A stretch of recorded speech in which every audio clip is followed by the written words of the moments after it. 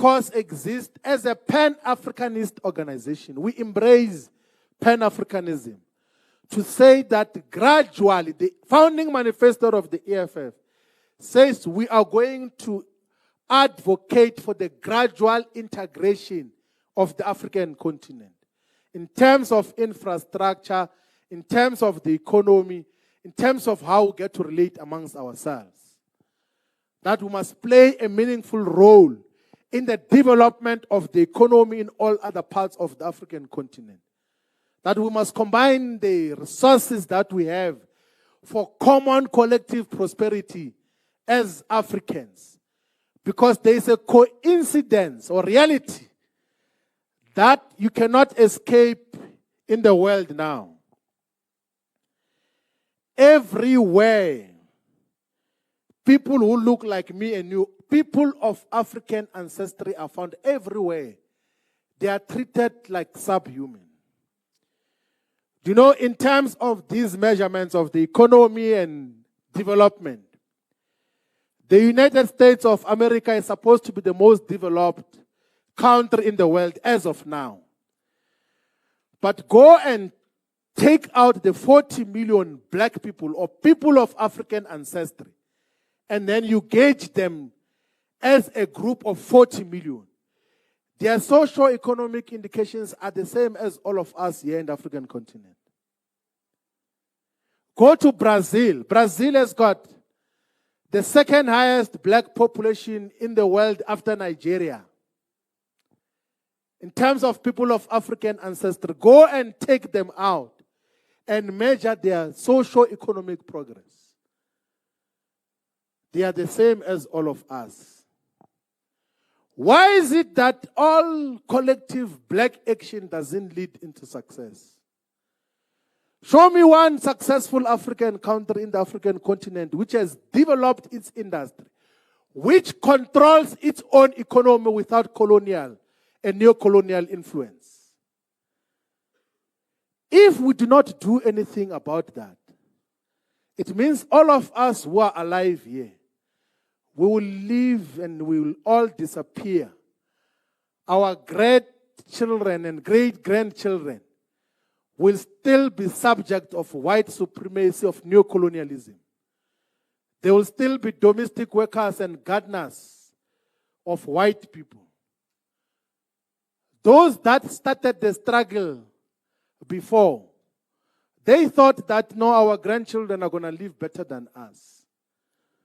We are not different from Solomon Tekisho, Mukhodi. We are more or less in the same conditions. The question that we're asking, when we came with the struggle of economic freedom in our lifetime, was questioning whether we have got freedom. That do we even categorize this political freedom as real freedom?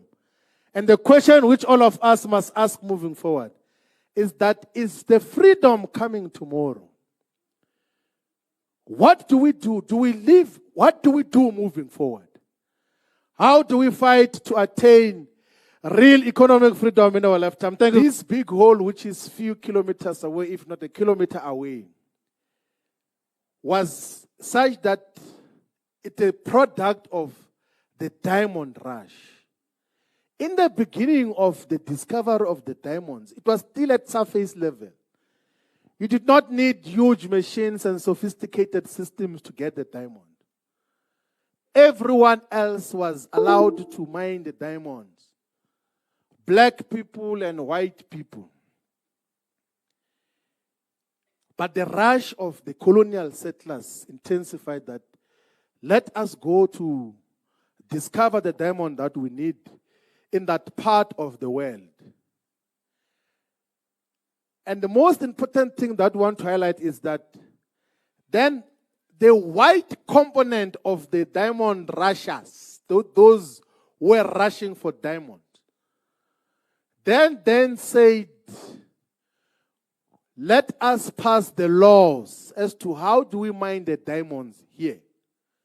Who is allowed to trade the diamond? Who is allowed to dig the diamond, to utilize it for whatever purpose? anchored by the then governor of the Cape Colony called Cecil John Rose. They said, from now on, black people are not allowed to mine the diamonds. So the first coded laws about economic exclusion was done by a chamber of business here in Kimberley to say black people are no longer allowed to. The law doesn't permit that black people should dig the diamonds. That is the proper legislated foundation of economic exclusion, which we are fighting against through the struggle for economic freedom in our lifetime. So this place is very important in the struggle that we are dealing with. That.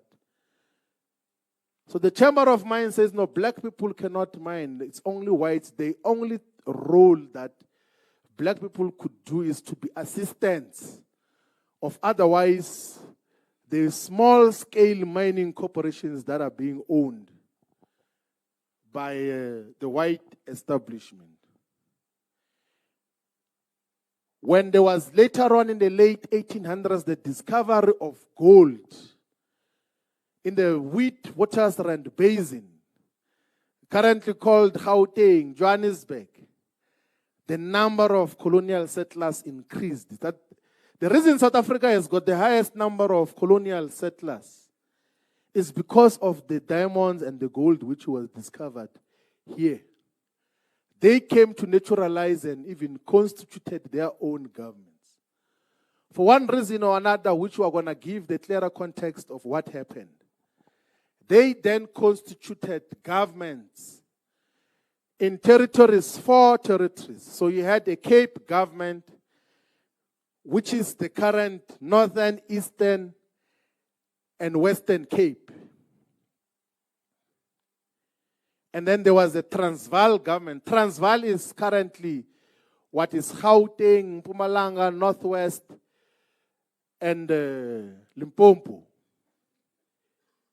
And then we had a Natal government. So the entirety of KwaZulu-Natal was under the Natal administration.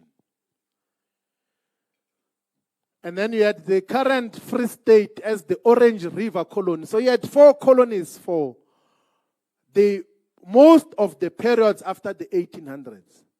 So South Africa was subdivided into 4 colonies, which had absolute independence of each other. They had collaboration on many economic fronts, but there were 4 territories. Then in the late 1800s and the beginning of the 1900s, the first arrivalists, the colonial settlers who arrived first, the Dutch who later on called themselves Afrikaners, and the British colonial settlers engaged in something called the Anglo Boer War, which, by the way, involved everyone else, including black people. But they called it the Anglo Boer War because it was a war for control of this area called South Africa. And what was the culmination of the Anglo Boer War? Was a settlement between the English-speaking and African-speaking whites to say, let us not fight amongst each other.